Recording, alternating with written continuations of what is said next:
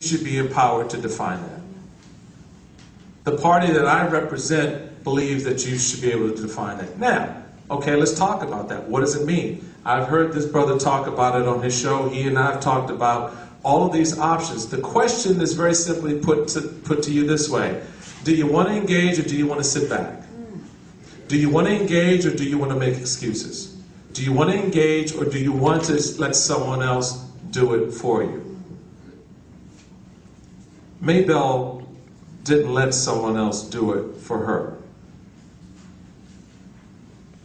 You all have family members who've been through some tough times and they didn't let someone else do it for them. They did it themselves. Didn't mean they didn't reach out, like Thurgood Marshall would say from time to time, bend down and help somebody, or someone help them. But that drive to do it themselves meant a lot. And that's what this whole dream, this American dream is about. That's what Dr. King's dream was about. And so I find the times we're in right now to be unprecedented. I'm excited as heck about it. You know, they beat me upside my head all day long. I'm good to go. Fine, do your thing.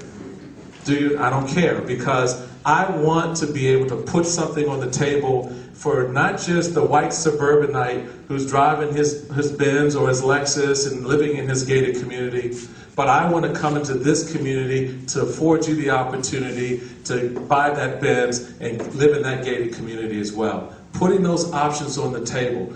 Bottom line is, I don't know anybody, maybe if you do, let me know because I want to go meet them, who woke up this morning and said, the only thing I want to be today is poor. I don't know who that is. I have not found someone who wakes up every day and says, the money I'm making right now is all the money I ever want to make in my life. We all aspire to do something better. We all aspire to create wealth for ourselves and our families. There's this little thing when I was lieutenant governor and I would talk about reforming our small business enterprise, and Charles remembers this, we're part of this effort. This idea of legacy wealth. Legacy wealth. The Rockefellers did it. The Roosevelts did it. Heck, even Oprah's doing it. P. Diddy, everybody. Everybody's beginning to understand this idea of legacy wealth, which is ownership, passing it on. So how do we create that in our communities every single day?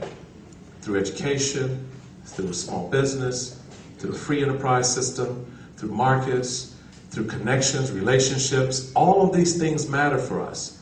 And so my hope in my coming here today was to say to you is I want to engage with you. You're not going to agree with everything I say. I'm not going to agree with everything you say. But as long as we're talking, as long as we're communicating, as long as you're sharing, well, I may not agree with this, but I'm interested in doing that. Is there anything you can do to help us achieve that goal? I'm there. I don't want to make excuses anymore. I'm tired of my party sitting on the sidelines making excuses for not engaging in my community. As I said when I first got elected, I'll wrap up, Charles, because I could be here for days. But as I said when I first got elected, and we sent out a press release, and my assistant asked if she could see the list of where the press release went. And she got the list, and it was the list that they would normally send stuff to. And she said, well, I don't see any black media listed on here. Radio, magazines, television. I don't see any Hispanic media. I don't see any minority media listed. Did you send, well, you know, during elections. What do you mean during elections?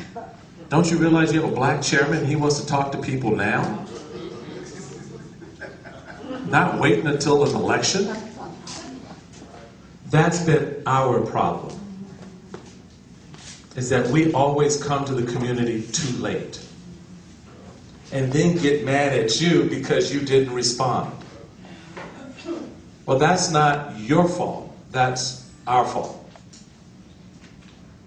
But Having said that, this is a two-way street.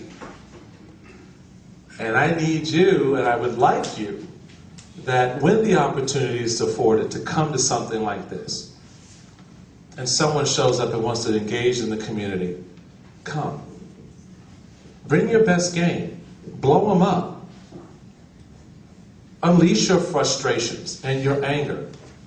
That's important for us to hear so we understand in the proper perspective why you're angry with us, so that we can then get better at ultimately serving you, whether as elected officials, as a party, as a philosophy, whatever it is. So I just want to take this moment and come by and say thank you for your leadership. Thank you for what you're doing to engage the community. It does matter. It makes a difference, and I support you 110%. Thank you, Michael. Thank you for what you're doing, for coming out and being a part of this. God bless you all. Thank you very, very much.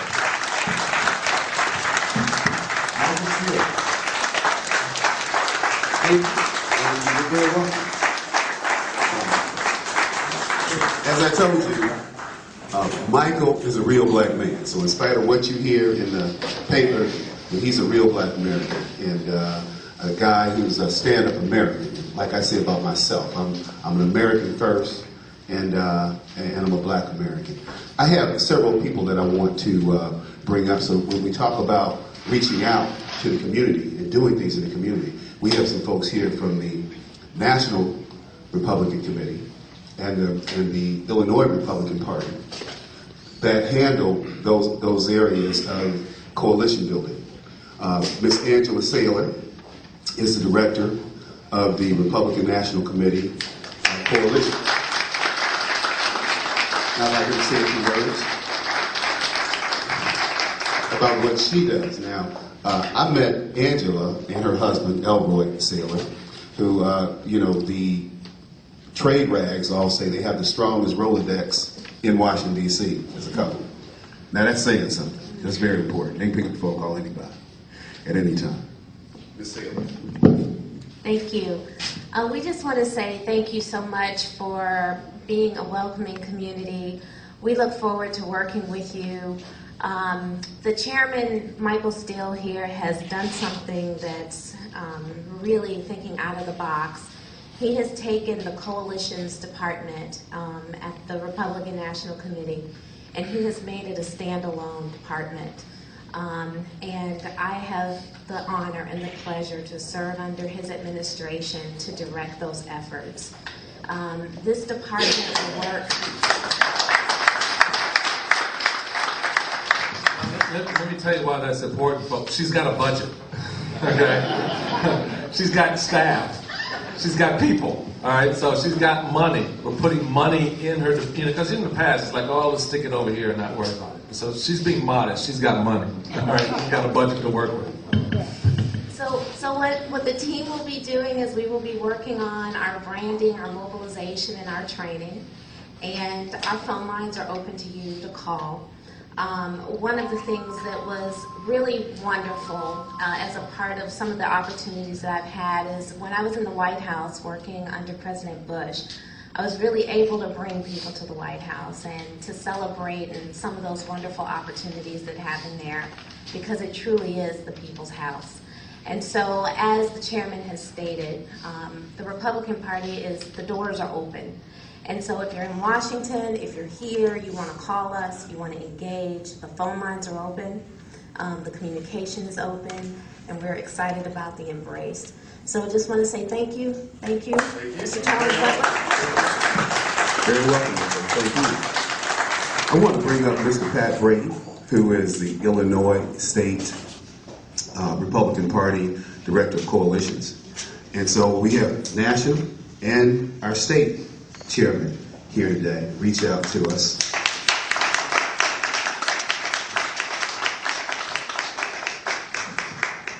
Pat Brady, I'm actually the Republican National Committeeman. My boss sits right here. It's an honor to be here. The tough part about being here is, and I've only had to do this a couple times, following Michael Steele is not an easy task. So I'll be brief, but I'm honored to be down here.